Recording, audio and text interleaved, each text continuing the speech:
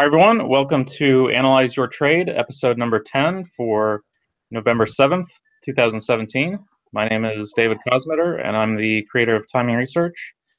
And we've had about 40 people over the last few days submit up to 5 symbols each for this week. And I put together the list of the ones we're going to talk about. So you can see the top 9 on the screen while I'm talking right now.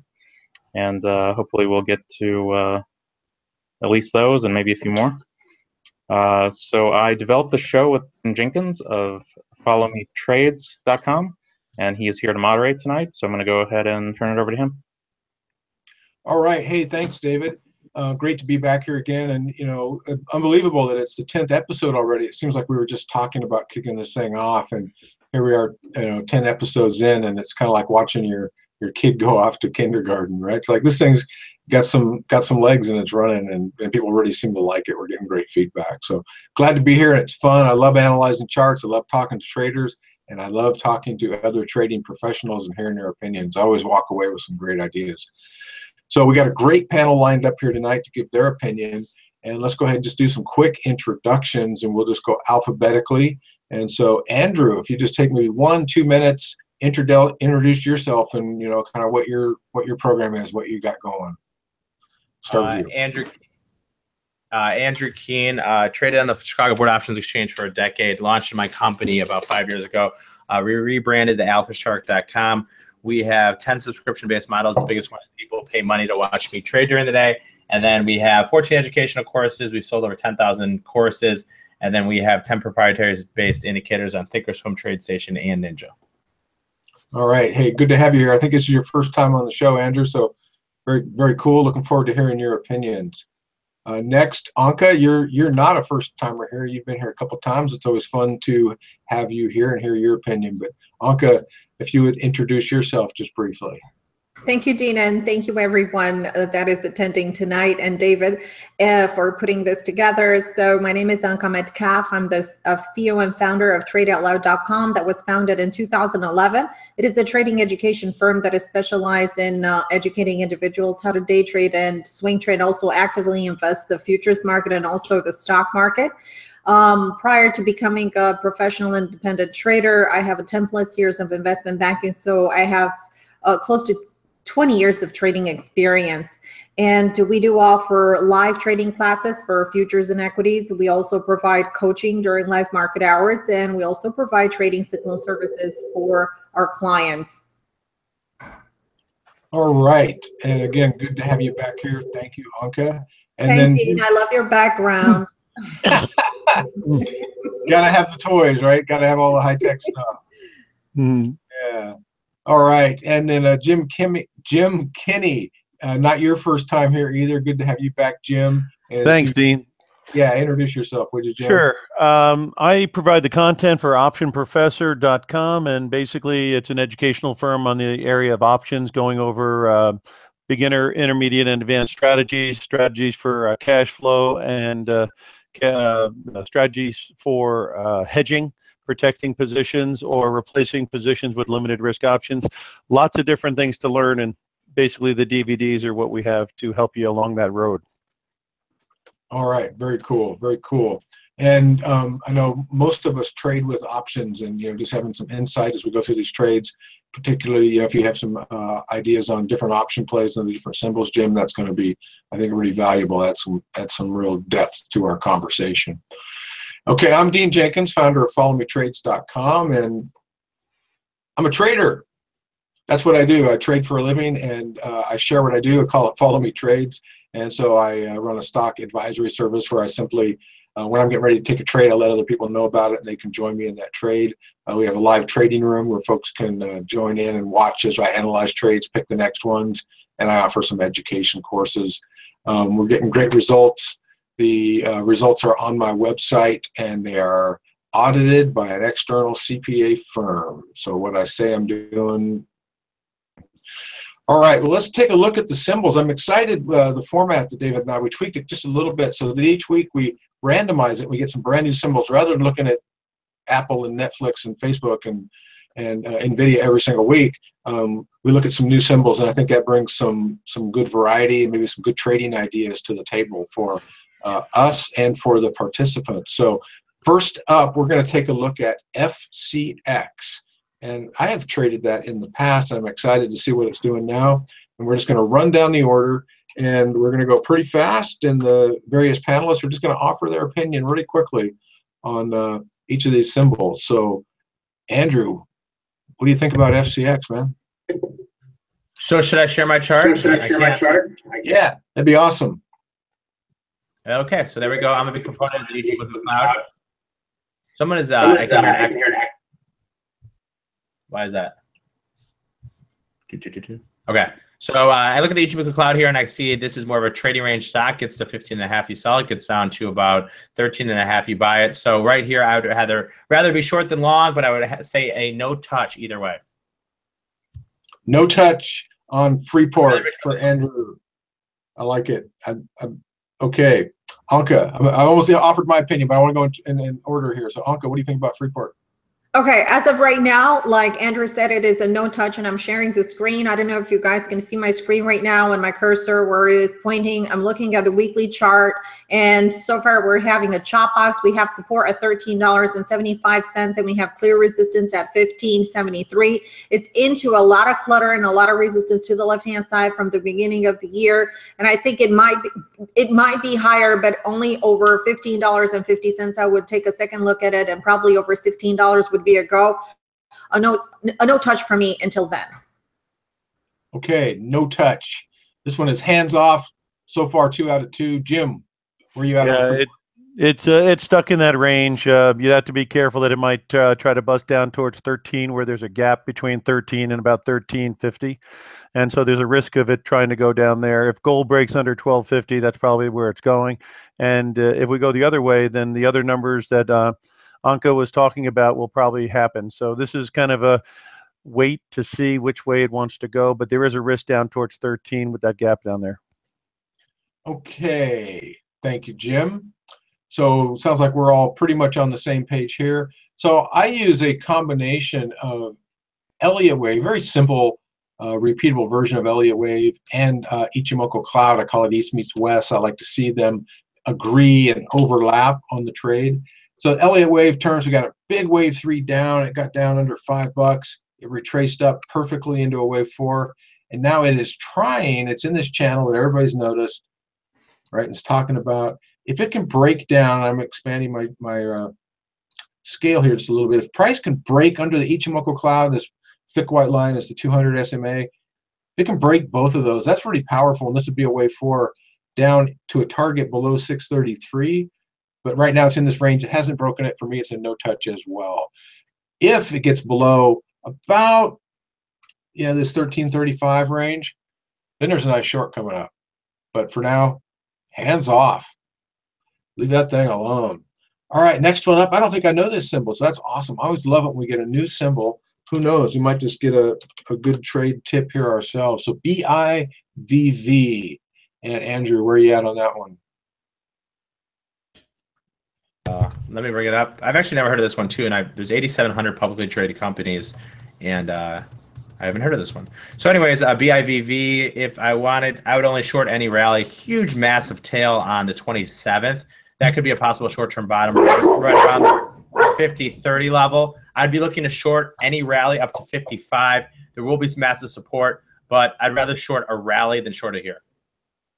Okay. Anka, BIVV. Yeah, I BioVeritiv. Okay, hey guys, you know what? I haven't heard about the stock. I see that it was it just started to trade. What was this? Like beginning of probably March or so of this year. I don't really like to trade. I like to have more price history on this one. I think that it has developed a strong support level at $50. I don't like the way it trades. It's literally doing nothing right now. It's just going pendulum effect up and down. Strong support level 50-50. I think if it should go back into $57 or around this area right here, I'm looking at the weekly chart, may have another shot of going back to 50 bucks. But if it breaks the 50 buck zone, I think it has a clear void all the way into the $47, $45 area. So I wouldn't be touching this. Although I like it from the volume standpoint. So the volume is pretty good on the stock, but it's a no touch for me. I don't like it either way. I think we have very little information. And for me, I have very little information to act on it. So I think we have a lot in common, Anka. I don't like trading new issues either. I won't touch an IPO. I think an IPO is an insider's game, and it's just gambling. I mean, take a look at Snap. What happened to Snap? Oh, my God. Oh. Yeah. Yeah. So I like more data too. It's funny, I use the 200 SMA as part of my deal. There's not even enough price bars to paint a 200 SMA, so it's too new for me. And I agree. I'm giving my opinion. I'm ahead of Jim. I'm way out of turn here. But obviously, it looks like it might have like a 1, 2, 3 formation where it broke that 55 number, and this could be an acceleration phase to the downside.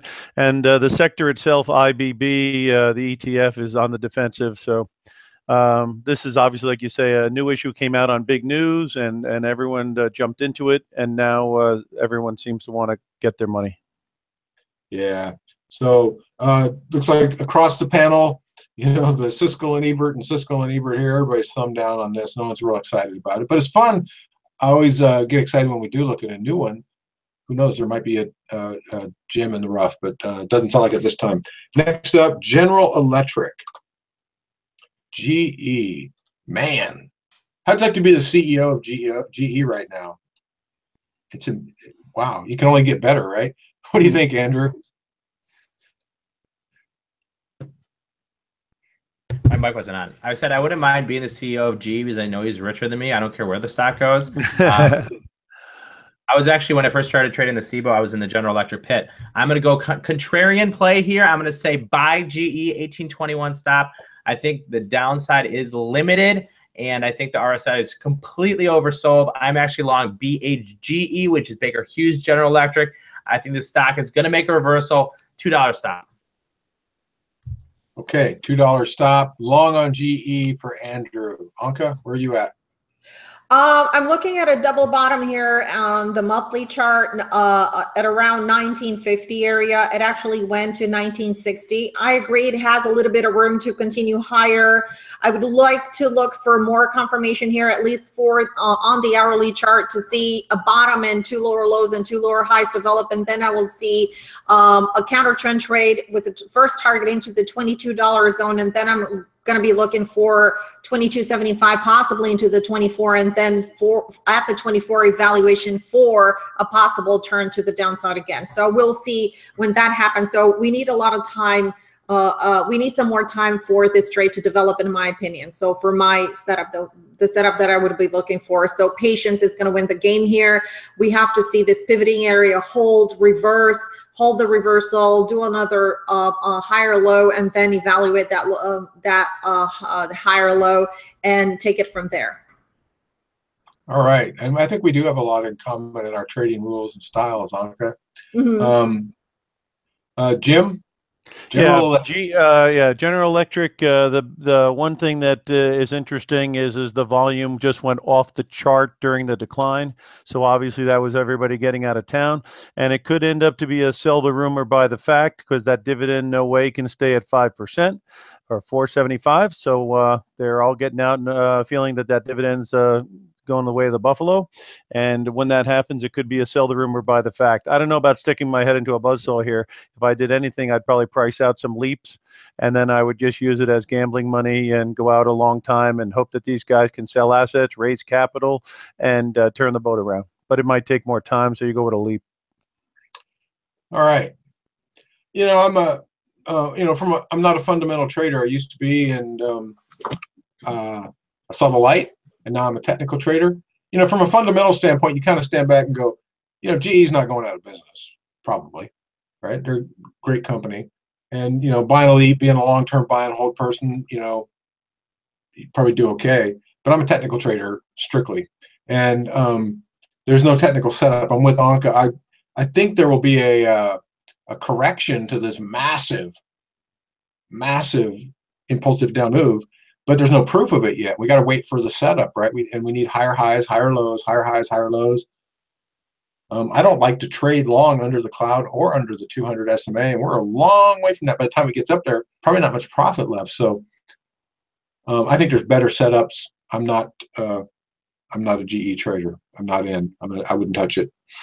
Yeah, Andrew, you're thinking that the volume was so huge during the sell-off that obviously the other side, I mean, most or a lot of the selling obviously is behind us, and the short covering, it's on the shorting, and so it's probably order imbalance that's going to swing the other way a bit, right?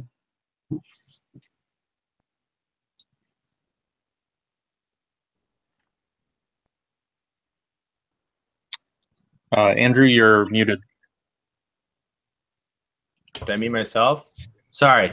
I said I'm not a big fundamental trader either. But I've traded GE from on the trading floor. I mean, GE is not going out of business. Like, it's one of the most solid companies in the world. And, you know, we've seen some massive selling pressure. God knows if it's an institution needs to get out. You look at the relative strength index, it's under 30. It's 25 right now. So I think it's oversold. I mean, I would be willing to bet someone $100 right now, up $2 before down $2. Takers? Not me. Oh, Dean, come on. Yeah, I'm a risk to reward guy, and I play the probabilities. I don't gamble. All right. Yeah, the short interest isn't very high, so this has all been liquidation apparently. Yeah, but look at the RSI under 25. I mean, for GE, like the last time it got under 30 was on the 21st of August. It's really never gotten this low. It did in May, then it bounced a little bit. I just think it's oversold here. You know, if you look from open to close over the last 13 days, it's only been up from 1 day from open to close, but I think it's exhausted and I think it does rally. I'm not a huge counter trend trader, so I'm not going to sit here and say, oh, go all in long, but I think it's a better long than short setup here, risking $2. Yeah, so I wouldn't go short either. There's no way I'd go short, right? It's way too late to go short. I just think it's, for me, it's too early to go long. I've got a set of trading rules, and I've just learned over time, follow them. Just follow them. This may double from here. I don't know. So what would you, as a counter trend trade, what are you looking for? Like 3 white shoulders? Are you looking for a huge reversal bar? See, the worst reversal bar a couple days ago wasn't strong. We didn't close in the highs. We didn't get like a huge tail on the bottom. So what would be your signal here as a counter trend trade that it reverses? Yeah, so this is if you see my chart, right, this looks like pretty much like everybody else's, right? Big, massive, impulsive move down. So the next move to that impulsive is a corrective. And I got to have like 3 things in place for a corrective move. It's got to prove that it's starting with higher highs, higher lows, higher highs, higher lows. It's got to break the cloud. It's got to break the 200 SMA. And by the time it does all that, there's not enough profit left in the correction, so there's no trade for me. Because there's other symbols out there. I don't have to figure out how would I trade GE. The question is, should I? And for me, the answer is no. I go find a ton of better trades. That makes sense. Got it. Yeah. And speaking of that, the next up here is GLD. So, Andrew, you're up first again. And GLD, gold. Are you a gold bug? I actually do have physical gold. I have gold 1 ounce coins. I've had them forever, and I said I was going to start selling them at 2,000. It got to like 1,900 on the physical. I like it to the downside. You know, you can make a case either way. It's starting to consolidate here. You know, I'm a big Ichimoku cloud guy as well, so it's under the cloud here. You can make a case as a consolidation with a stop under about 1970 for a move higher. But I think it moves lower here. I think it breaks 1970. 1970 will become resistant, and I think it heads down to 115. All right. So bearish on gold. Anka, where are you at? I would actually be bullish over $122. It may continue higher. What I'm looking at is the overall trend that it had for this year. So it's really, I think it might actually continue to 130. So we'll see if that's going to happen. I think that we have in my signals, I do have, exactly like Andrew said, there's a strong support level here that is developing. The 120 level is very strong level. If we get a break above 121 with confirmation, 121.87, 122, I'm definitely going to consider higher for this. So I'm not going to do anything at the moment unless we break above 122. Then I'm going to be looking bullish, and if we break 120, I'm going to be obviously bearish on it. So it's a 50-50 shot for me with the targets into the 118.50 area for the downside.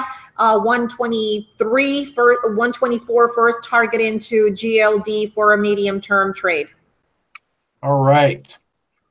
All right. Bullish so with it's a some no touch for me as of right now. It's a no touch for me. It needs to break 122 in order to continue higher, or below 122 to start correcting some more. Right. So like leaning toward bullish with conditions not ready yet. Yes, it has to meet my entry criteria, and that would be at a total breakout here of one. That would prove to me that, you know, the stock is ready to continue higher. That, you know, it's ready to definitely move higher. I mean, the ETF, sorry. Ready to continue higher into the next level of resistance. Or the fact that it's grinding here, it's not very encouraging, because if it breaks 120 to the downside, it might slide lower. And like I said, the next level might be into the 118 level. Okay, Jim? End of the calendar year, beginning of the new year is when a lot of stuff hits the fan on the metals sometimes. And you saw Freeport-McMoRan. You can look at the price of gold hovering around, 250, 270 support area. And you can see this thing here. And, I would price out, go to the implied volatilities on the strangles, and go out 6 months through the first quarter. You'll have this tax reform thing behind us and a whole bunch of other news. And the likelihood that it's going to be unchanged, I think, is not that great. And if the implied volatility suggests these options are very cheap, play it on both sides and go to Maui. There you go. Go to Maui and count your gold. I like that. There you go. All right. So when I'm talking about trading gold, I like to take my cues off of the gold futures contract. So I'm showing the continuous contract here on my chart. And so I actually like to trade GLD, but I take my signals off of the futures contract, a little higher resolution. And, GLD is just following the actual price of gold. So I like the futures. I'm bullish. We're in an uptrend. We have been all year, right? It's a ragged, volatile uptrend, but it's an uptrend, undeniable. And the current support and consolidation we're seeing is right on top of the 200 SMA. Yep. So my expectation is that we're going to break back up through the cloud into a next move up, up above this previous high, which was at 1362. So that's my expectation. I think there's a good probability of it. I wouldn't trade it yet. I want it to break the cloud, which is right now sitting at about 1314. So we got to do it. And if it breaks down, just like Anka said, below this level, I think it correlates to the GLD about 120 level you were talking about, Anka. If it breaks down through that, then oops, it's off, man. But if we break up through the cloud, then we got a nice rally going, continuing what we've had for the year. It's not a smooth ride, just like oil, right? If you want to trade gold, you better have some rules. You better have some risk management. You better hang on, right? It's not going to be linear at all. But I'm bullish with conditions. All right, we got the next one. This will be number 5. So after we get through ACIA, then we'll deviate and ask each of the panelists to share their favorite setup. But let's take a look first at ACIA. And this is a familiar symbol. I've traded this before. So Andrew, what are you thinking on ACIA? Acacia Communications. You mean the stock hitting a 52-week low? I can't rationalize buying this. Same thing we talked about in GE, this is probably its 52-week low. I can't exactly look back, but I'm looking at daily chart on the cloud here, and there hasn't been a reversal. So the only way to get long something like this is if we see a huge reversal on huge volume, big tail on the bottom, and closes on the highs. Until then, it's a short on any rally. Look to short it around the $40 level with a stop above 43.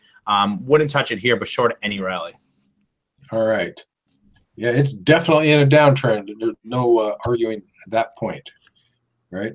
Anka, Acacia, what Where you at? Okay, this is a no touch for me. I don't like it. I actually hate it, hate it, hate it. First off, the volume. I don't like the volume. I like higher volume, and I trade higher volume stocks.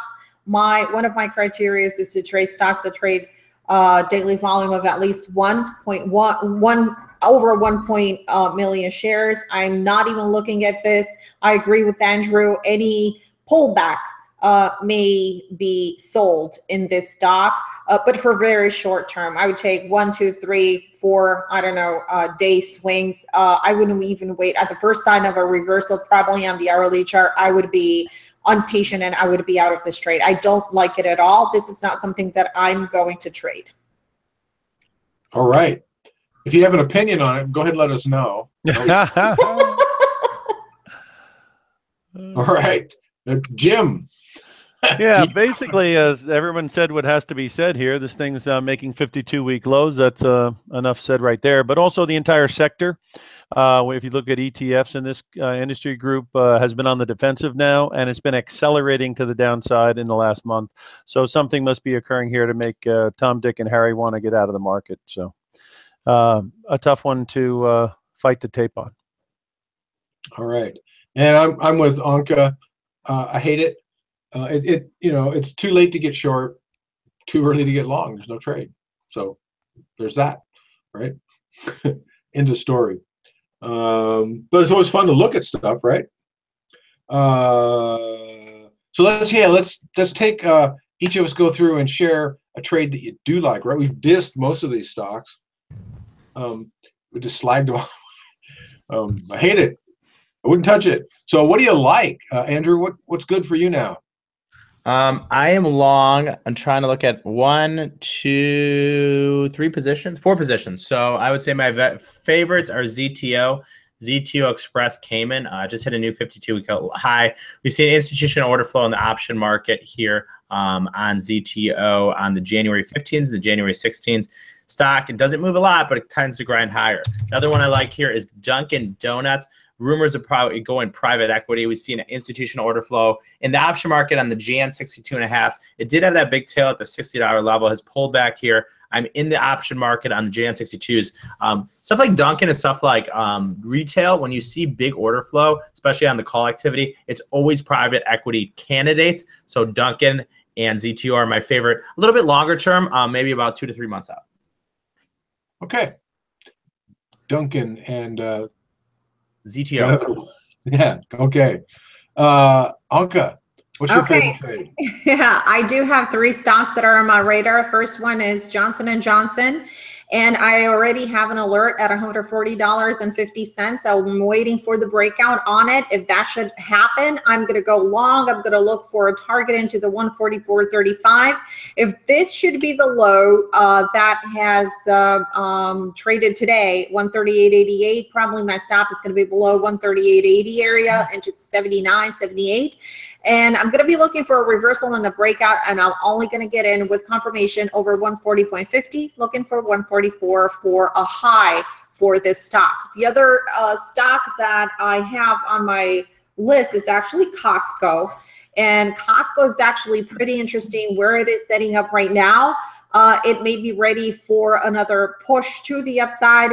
If that should be the case, I'm waiting for it to pop a little higher, make a new high, and most likely I'm going to wait for the pullback because I don't want to be the little guinea pig that is just buying the high. So if we get a pullback before that into the 163, I'm going to be looking for that pullback into 163 to ride it higher into the 165 and even maybe higher. I did run some projections on it, and it has a lot of room to continue higher into those projections and actually into the next resistance areas of 171 and change, 180, and also into the 182, 182.50. So it has a lot of room to continue higher. It has grinded a lot throughout the summer and fall, and I think it may be ready to break out over the 167 level. It's really trying to do a bull sandwich right here and break above into the 167. So I'm going to be watching it very, very closely. Perhaps get in with half of the position here over 167, and then on an eventual pullback, I'm going to add the other half of the position in, tighten my stop as soon as the price pivots and continue higher into the 180. I love Costco. I shop at Costco, so I'm just bullish on Costco. And one last stock of FedEx. Okay, FDX. I'm watching FedEx right here. Possible rotation that can happen into tomorrow. I'm going to be looking for this rotation that may be happening. Let's see if we're going to break 123 area right here. This is what I'm looking for on entry. It has pulled back into this support level right here at 220. Very interesting. We also have a rising 50 period moving average. So a rotation at this point would be possible with targets into 225 and change and 230, 231 area. All right. You know, I love Costco too. I'm not trading it, but I'm about 45 minutes south of Kirkland, Washington, which is ground zero for Costco. And you know Kirkland? Did you know Costco is the #1 purchaser of wine in the world? I would not doubt. I would not be there. You know what the #1 thing they sell is? The biggest selling by volume item is? Diapers. Toilet paper. Yeah. Everybody you see has got the big multi-pack, right? So 10 years ago, the joke was, you can't get out of Costco without spending $100. That number has gone up significantly. I just go there to find out everything. Actually, Amazon is #1 in selling diapers. Believe that. It's their top selling product. Yeah, it's crazy. That's crazy. That's crazy. I'm not trading it, but that's an interesting case you made. Jim, what do you like, man? Well, I'll tell you, one thing on Costco, when I went in there, I saw you can get 10,000 animal crackers there. So if you want to load up on things like animal crackers, it's a good place to do that too, you know. Now, they have bulk stuff in there, huh? That's what it's all about. All right. Anyway, what I was going to say is rather than just talking about a trade or something, there's something I'm observing that might be of value to somebody. The stock market on the S&P, it went up towards about 2,600 this week, and now it's backed off a little bit. And we've had a situation where the Russell and the transportation average have also rolled over pretty good as well. I've heard that if the tax reform doesn't go through, that the Russell could be vulnerable, and if the Russell vulnerable and the transports are vulnerable, maybe the S&P might follow. So I would be looking at the S&P this next week, and if we don't take out the 2,600 area, you may have a point of which to defend against, either if you wanted to protect your positions a little bit with married puts or collars.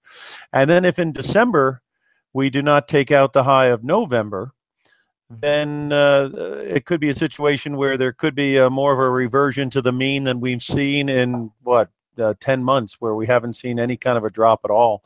So the point is you have higher highs every week, every month on the S&P, and with the Russell and the transports showing a little bit of a rollover tendency right now, I would be patient and see if next week we don't take out 2,600, and if the following month of December you don't take out 2,600, then this situation of being never going down might see a different view, and you might want to change your tactics a little bit if you are a believer in some kind of a corrective type thing. But there's been no evidence of that, and we just saw a little bit of it in the last few days, so you need a little bit more time next week and next month to kind of get a feeling that maybe it is possibly getting tired up here. I like how you danced around the bear. If you're a believer in well, if you're a believer that the trees don't go to the sky, and maybe tax reform, where they're coming out and saying the family of four is going to get $1,100 this year, which divided by 12 months will be enough to fill up their car once. If that is the long and short of the massive tax relief, then people might not be backing it quite as strongly as the mouthpieces for the tax reform are saying. It and 12% tax on bringing all your money home, that might not get a line wrapped around the block either. You know what I mean? Yeah. So it is a huge deal, and whichever way that goes is going to definitely impact the markets. That's it. For sure. And my long-term average is around 2,300 on the monthly. So obviously we are extended from those long-term averages. And the higher we get, it doesn't become less overbought. You know what I mean? So interesting point you made about the Russell, that I noticed that too. I put it in my newsletter for the week. you know, the Dow, the NASDAQ, the S&P all went and made new highs last week, and the Russell rolled over, put in, you know, some short-term lows. And we actually went short last week on IWM. We're still short, and we're smiling. We're doing well on that, and today was a good day for that. But that's not my favorite trade. My favorite trade is the chart I'm showing right now, AGN, Allergen PLC. And it's my favorite because we're in deep in profit. We got short at 201.41 2 weeks ago, and it's down here at 172. We got a target under 159. That's not helpful to people watching because it's too late to get in, but I just like looking at the chart. It makes me all warm and fuzzy inside. It's really cool. But the one you should be excited about getting in is H&R Block. I like this for a short right now. H&R Block, it's a classic wave 5 trend continuation. There's the big move down last year, a correction to it, and now it's starting the next leg down. All signs are there. It's below the Ichimoku clouds, below the 200 SMA. The oscillator is growing in momentum. It is just dropping like a stone. Lower lows, lower highs, lower lows, lower highs. Got a target 2027 for Elliott Wave 5, and I love that one. To the downside, I'll give you a long trade as well. Brand new long that we just got in. It's on my other tab here. XOP. Go long XOP. This is awesome. So again, Elliott Wave 5, but this one's up. Here's the big move up. Last year, had a correction this year. This thing is off to the races. We got in at the open Monday. We're in about 4 or 5% profit. It's got a target above 42, 43. So XOP is the Spider S&P Gas and Exploration ETF. Trades at monster volumes, got a really deep, rich option market. We're trading it with deep in the money call options out in March. And this thing's marching on, and we got, again, a target 42.43 up to 50.82. Beautiful. And there's still time to get in. Our stop is currently 31.66. So it got a really nice reward to risk ratio on this one. So we love this. XOP, long. Okay, well, let's go back to the list and grind through a couple more of these. We finished ACIA. The next one up is GCI. I don't recognize GCI. That's what that's all about. Andrew, you got some thoughts on GCI? GCI. Yeah, USA Today. Yeah, USA Today. Yeah. Does anybody buy USA Today, or they just get free copies at the hotel? Or at the fest or the convenience store while there's a big line. I mean, if I would rather buy it on a breakout above 10. I'd rather be long than short. I'd buy a pullback at 920. I wouldn't buy it here, but if it breaks above 10, stays above 10, that breakout should be strong because it's tested that 998 level like 4 times. So I'd either buy it at 920 with like an 850 stop or buy the breakout above 10. Okay. Anka? And I'm looking at GCI, and I would like also to get it on the breakout. I'm sharing the chart right now, over $10. I need to see that price confirm, prove to me that it's ready to continue higher. I think it still has a lot of upside. Not one of my favorite trades, I have to admit, but on a pullback to $9, it might be another buy if it sets up. I wouldn't risk more than about 50 cents in this trade, but to me, it's not something that I would invest my money in right now. I mean, there are plenty of other stocks that have better setups than this. And for this, I think you need to have a lot of patience, because I wouldn't take just the first breakout, but I will wait to see for a breakout over $10, probably into $10.25 or so, come back into $10, pivot into the $10 and get it at the $10 with a very tight stop, probably into the $9.50 area. Continuation higher, probably with the target level of about $11.20. Okay. No ambiguity there. I intuit that you just don't like it, and I get that. Yes, not a big. This is not something that I would put my money into. I hear you. I hear you. Jim? Well, there's a reason why people are long it, because since May it's gone up about what 30% from 740 up to almost 10, and the 50-day and the 200-day average have crossed at 890 and 860. So you've got a golden cross there, and you've got a market that's been appreciating. So if you're in there, it's understandable why you're in there. If you're not in there and you're looking at the $10 mark, looking like a pretty much of a ceiling for the whole year here in 2017, you'd probably want to wait to see if it could get above there, pay a little bit more, but hope that that it can break that ceiling at 10. But if you're in there already, clearly there's a reason why you're in there. It's been doing pretty good since May. Okay. Yeah, those who got in at the bottom did okay. I'm looking at it. It's a Elliott wave 4, so the big impulsive move was down from just under 18 down to 7. I would call that a downtrend. Then it channeled, and it's beginning the correction. The problem with this trade, the move up is highly probable. The problem with it for me is I would have my stop here under the previous low, which is at about 838. If you took an entry at 10 with the new breakout, the target zone, I use a conservative inside edge, the closest edge of the retracement zone, Fibonacci retracement, 38.2 to 61.8, is at 11.25, call it. The reward to risk on it is less than 1-to-1. That disqualifies it, right? I only take trades that have the potential to win more than they lose. That helps my trading stats. And so I don't take 1-to-1 trades or less than 1-to-1 trades. So it is off the table for me. I don't think anybody here is making a case to trade it either. Next up is Macy's. So M, symbol M. And they got the big parade coming up in a few weeks, so that must be good news, right, for Macy's. They got to go long Macy's with the parade, right, Andrew? I really don't believe you can go long anything that competes against Amazon. I mean, this is the ugly chart. I mean, anything in retail, there's always private equity. What came out today, that Gap might go private equity. I would short any rally possible so my hands bleed. This stock is going so much lower. It's ridiculous. Okay. But they do put on a good parade. I mean, they might have put, how much that parade cost them? Probably more than the profits are. Probably so. Right. Anka, you long Macy's? Okay, so first off, Macy's is going to report earnings on Thursday before the market open. Obviously, I'm not touching anything that has earnings at least 10 to 14 days before reports. I don't like the pattern. I think it has much room to continue lower, shorting the rallies. That so far it's a little extended. And I think that we should wait at least for earnings to see what's going on. And once again, this is not something that I would trade right now. So it's not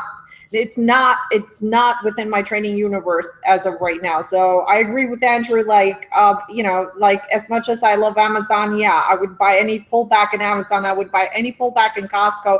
These are stocks that I would love to have ownership in, stocks like Nvidia or financials, etc.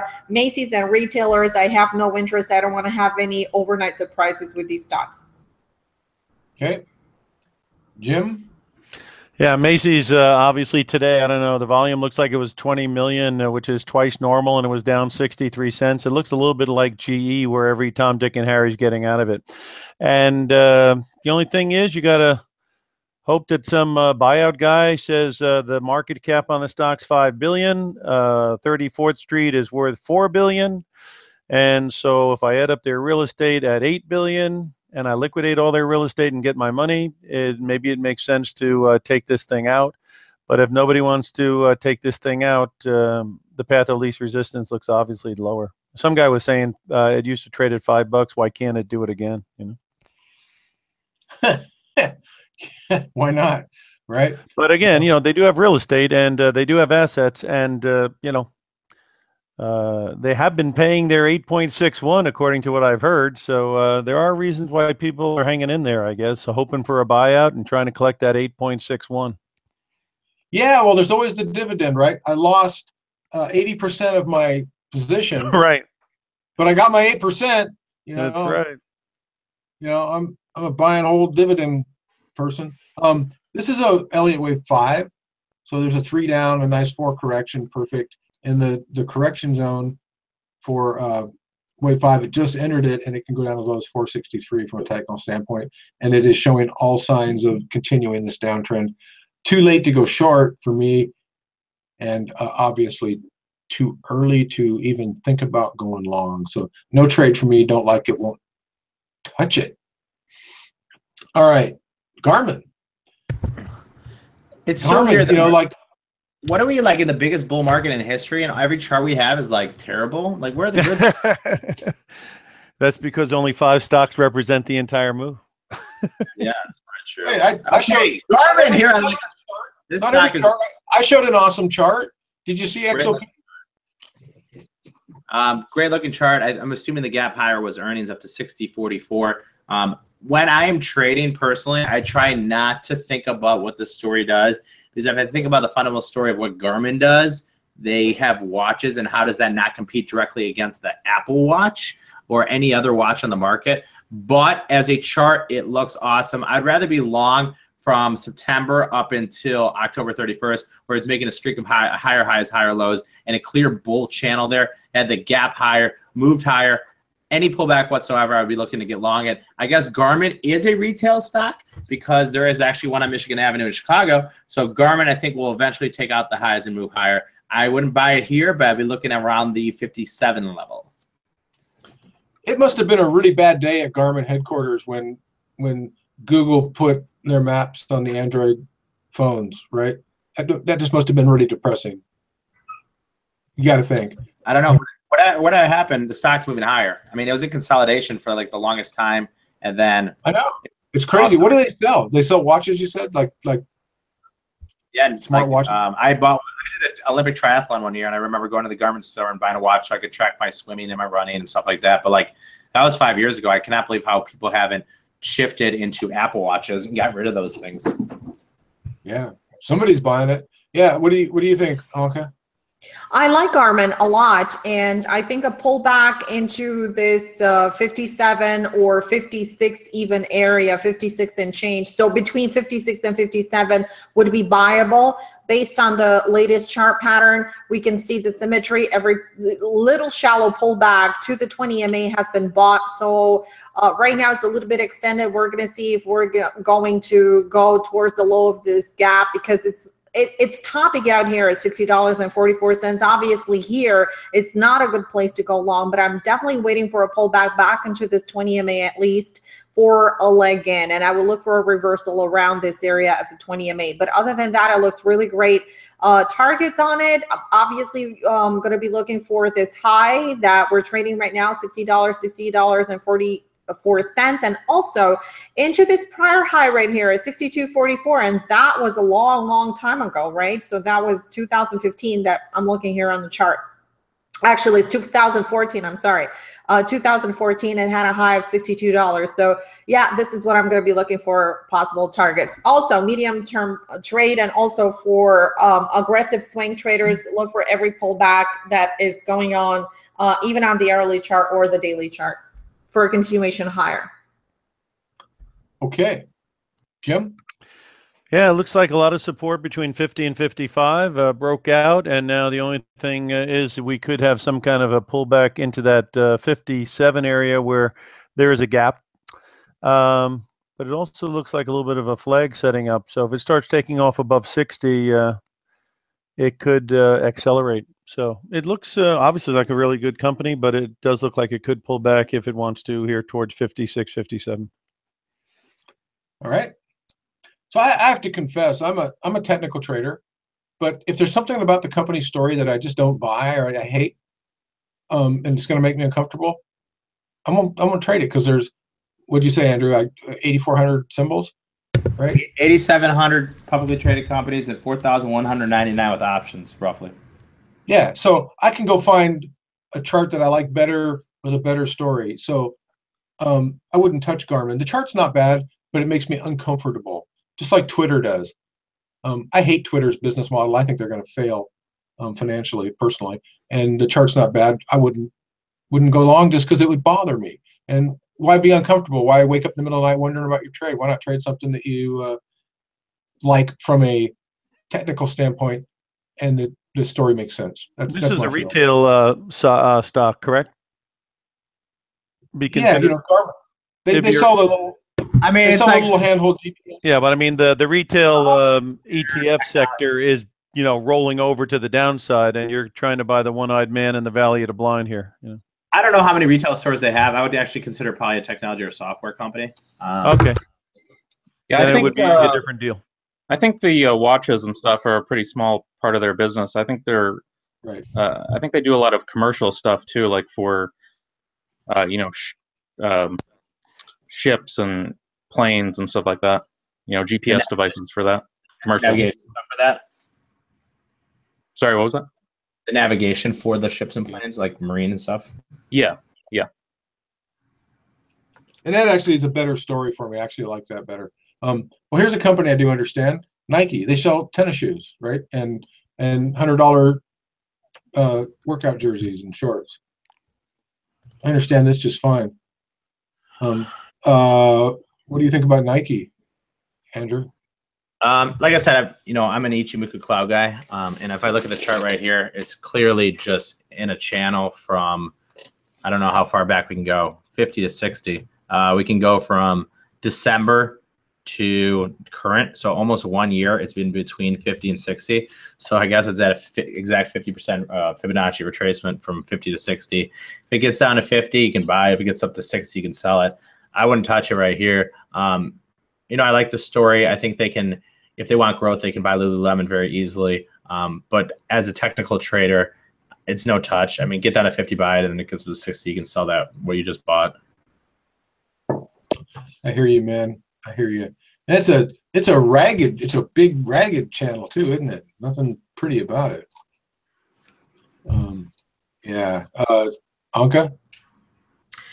I'm looking at the technical chart, and it has set support here at $54.50. And as long as it's holding the support level, any break over these high of $56.50 may be viable for a maximum target of $60. But I'm not so convinced that that the stock can do that. It's going to have a lot of hiccups along the way, a lot of resistance areas, and and if you look at the overall monthly pattern, it's literally a chop box. It trades from 50 to literally almost $60.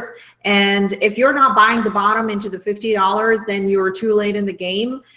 This would be a lower risk trade on a pullback to the $50. I'm not sure it's going to do it.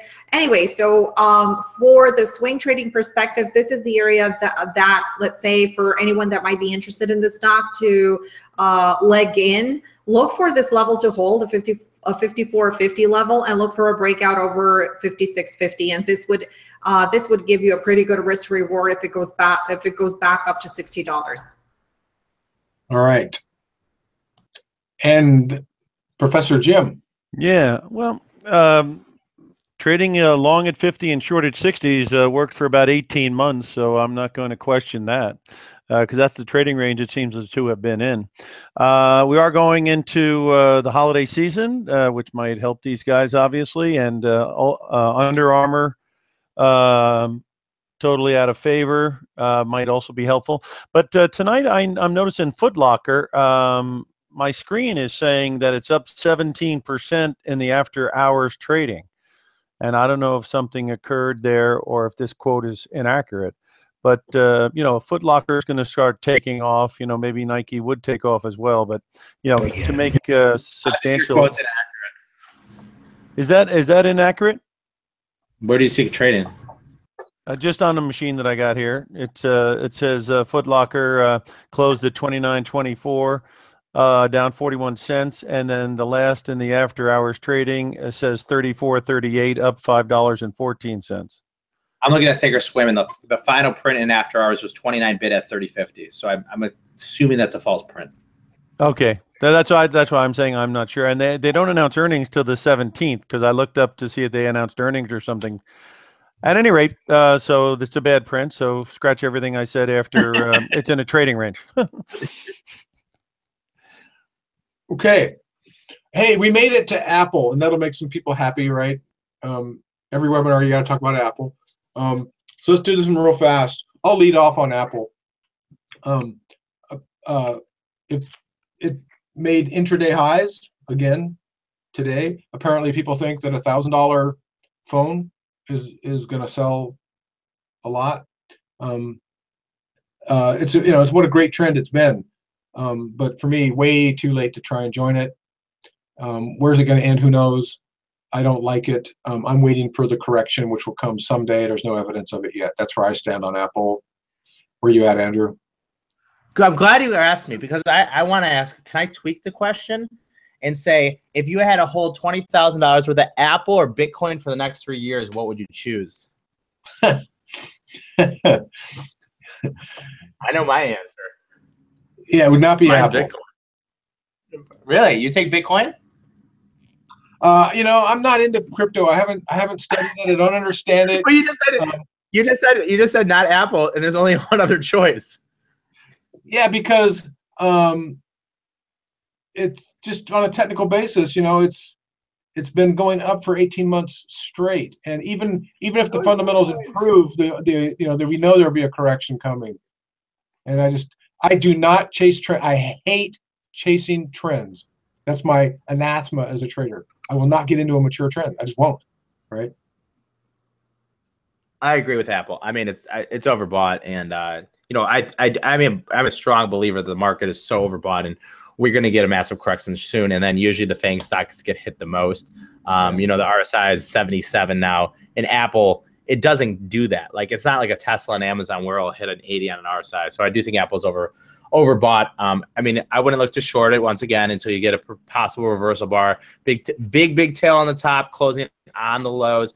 After earnings, it was a bear candle, but it didn't close on the lows. It actually had a tail on the bottom. So I'd be looking for a reversal bar. But at 3 years from now, I would choose Bitcoin, even at 7,300 above Apple. At a dollar for dollar bet. There you go. Okay. So you agree with me, but you argued. Because I didn't have a reason. I said, I watch a lot of fast money, and then they always say, if you had to choose and you pick one and you said not Apple, I go, so it'd be Bitcoin. You're like, no, there's only two choices. Either or. I'm just either or. And Apple's obviously the highest market cap in the world, and very, very successful company. It's just overbought, man. It's just overbought. So, but can it get to $1 trillion first before it gets overbought? What's it at now? 900. Close, pretty close. Okay, Anka, what about Apple? I think it's, I agree. I think it's overbought. It may still pop a little higher. People are going to try to short this top of 175.25, and probably they're going to drive the price higher a little bit. For me right now, I love Apple products. I do like to trade this stock. However, this is a no entry. So if you have your eye on Apple, you have to watch a pullback at least into the 165.50 area, if not back into the 160. And I agree with Andrew. Someday we're going to get a correction. Like the market is not even funny anymore, and it's really hard to trade, even if you're a day trader or a swing trader, with the Dow and with the NASDAQ and the S&P and everything running higher, almost setting new highs every single day. I mean, where's this market going? It needs a correction desperately for us retail traders to try to leg in some other opportunities and some other trades. And when that's going to happen, I think that when NASDAQ is going to start to pull back, we're probably going to see a correction in Apple. Most definitely. That correction may be bought, because every shallow correction that we've had in the market so far from 2016 to now, every little pullback that we had was bought. So even today I was watching, because I'm a futures trader, and I was watching before the show the indices and how they're performing, the futures indices. And the Dow was down about 46 points, and NASDAQ was down about 12 or so. And I was looking at the levels, and I was saying to myself, okay, this is another buy opportunity. It's like buy. Every single correction is buyable. And there are these levels that the market have gotten us used to buying. And so far it is working. It's not working for the short seller. but it's working for the buyer. So every single pullback is viable so far. But Apple, not a buy right now. Amen. Amen. Jim? Well, Julian Robertson's kind of a famous hedge fund guy, and he said bad-mouthing Netflix is like bad-mouthing Santa Claus. And I think that's what you could probably say about Apple too, right? Bad-mouthing Apple's like bad-mouthing Santa Claus, because he's definitely delivered a lot of presents to people who've owned it.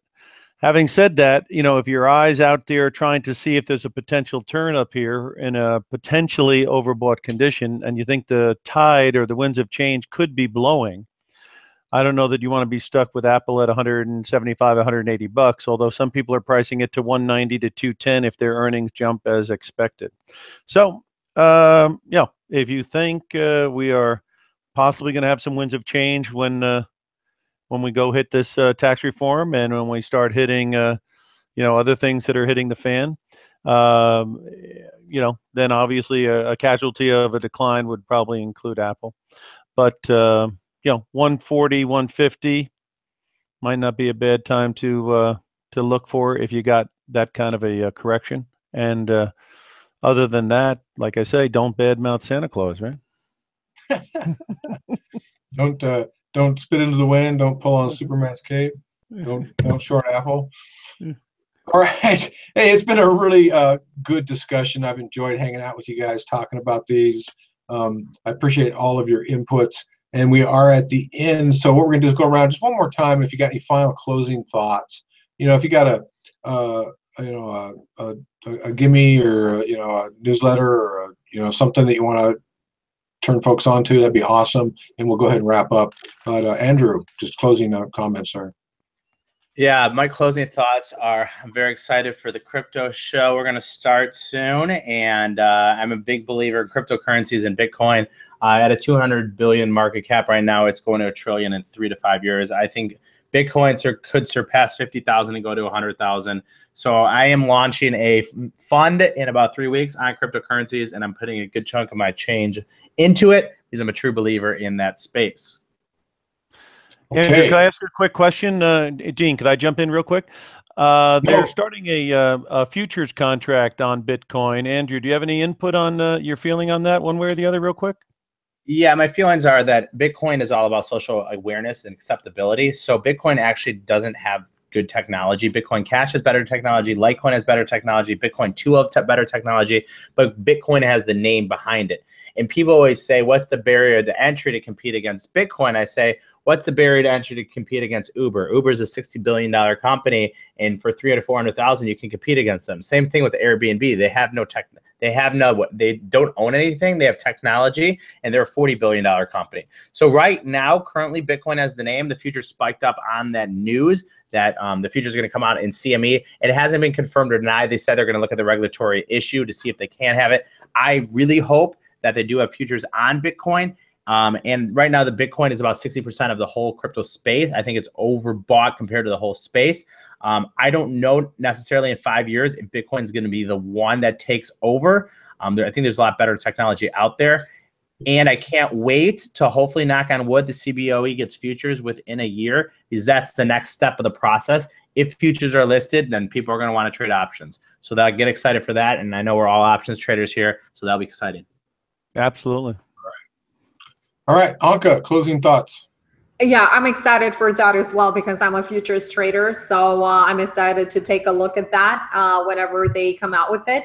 And I'm running an open house. Tomorrow is going to be the last day of our educational event. If anyone is interested in day trading futures, we have the open house live trading room from 9 o'clock to 11 o'clock Eastern time. And the logins they can find on our social media sites. It is twitter.com/tradeoutloud or Facebook. They can see our ads over there. To just click on the ads, and they can sign up for the class for tomorrow for the last class. And other than that, we do have a class that we're starting next week. It is the 10-day Power Income Day Trading Futures course. I will be hosting and I will be presenting the whole class. I'll be teaching the whole class. It's a very dynamic class, 5 days of trading education followed by 5 days of live trading with me, live strategy implementation, and that's what we will be doing. So if anybody's interested, they can shoot me an email at info@tradeoutloud.com, or they can actually log into our room tomorrow. We're going to talk more about it at the end of the presentation. So thanks so much, guys, for having me here tonight. I wish everyone good luck in the markets tomorrow and the days to come. And thanks again. Have a good night. Okay. Hey, thanks, Anka. Jim, closing comments? Yeah, I just my personal opinion is I think we're going into a very, very interesting phase here in the next week and in the next month. So I would be monitoring the prices very closely, and you need to have some price evidence of the market losing some steam, which we haven't had because we just made new highs here. But there are other things, other indicators that might be letting us know. So just monitor the S&P price, and if you start seeing in the next week and in the next month some exhaustion, then if you want to consider put hedges or collars on longer term positions, that might not be a terrible thing to do. But investigate it first and be aware of what they're all about, and then take it from there. Okay, thank you, Jim. Thanks for being here. It's always good to be on the show with you. And my closing thoughts are, hey, be careful, trade safe. It doesn't mean they're not out to get you or your money. They are, right? And so use risk control, control your position size, determine what you're willing to lose before you take any trade. And if you lose it, be okay with that. I do have here's my website, followmetrades.com. Again, there's our track record published, verified by external CPA audit. And I got a free newsletter. It's a great way to get to know more about what we're doing. It's just a sign up real free market analysis called Beyond the Noise every week. Hey, it was really good to be here. I enjoyed it. I always do. And David, I think we're going to go ahead and turn it back over to you. And thanks for putting it together and for having us all here. Okay. Yeah, great show. So for everyone watching, be sure to hit the YouTube subscribe button if you haven't yet to get updates on future shows. Also, be sure to join us for both shows next week. Crowd Forecast News on Monday at 1 p.m. Eastern Time, and Analyze Your Trade on Tuesdays at 9 p.m. Eastern Time.